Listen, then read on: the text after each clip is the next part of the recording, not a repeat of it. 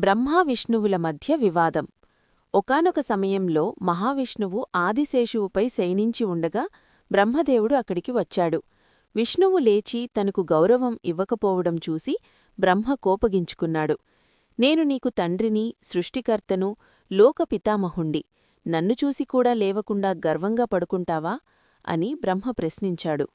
దానికి విష్ణువు శాంతంగానే సమాధానమిస్తూ, కుమారా, నా నాభికమలం నుండి పుట్టిన నువ్వు నన్నే శాసిస్తున్నావా? నాలోనే సర్వలోకాలున్నాయి అని బదులిచ్చాడు. ఈ వాగ్వాదం పెరిగి ఇద్దరూ తామే గొప్ప అనే అహంకారంతో యుద్ధానికి సిద్ధమయ్యారు. భీకరమైన యుద్ధం. బ్రహ్మ హంసవాహనం మీద, విష్ణువు గరుడవాహనం మీద ఉండి పరస్పరం పోరాడారు. ఈ యుద్ధం ఎంత భయంకరంగా మారిందంటే, విష్ణువు బ్రహ్మపై మాహేశ్వర అస్త్రాన్ని ప్రయోగించాడు.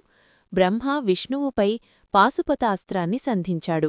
ఈ రెండు అస్త్రాలు వేల సూర్యుల కాంతితో మండుతూ ప్రపంచాన్ని దహించివేసేలా గర్జిస్తూ ఒకదానికొకటి తలపడ్డాయి. వీరి పోరాటం చూసి దేవతలు భయాందోళనలకు గురయ్యారు. శివుని శరణు వేడిన దేవతలు.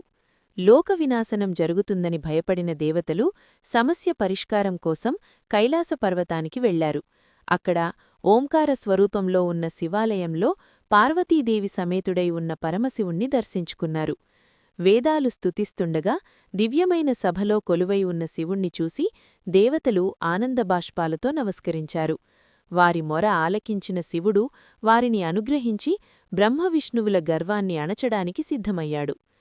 ముఖ్య గమనిక: ఈ అధ్యాయం మనకు అహంకారం ఎంతటి వారినైనా దారి తప్పిస్తుందని, పరమాత్మ అనుగ్రహం లేనిదే గడ్డిపోచ కూడా కదలదని గుర్తుచేస్తుంది.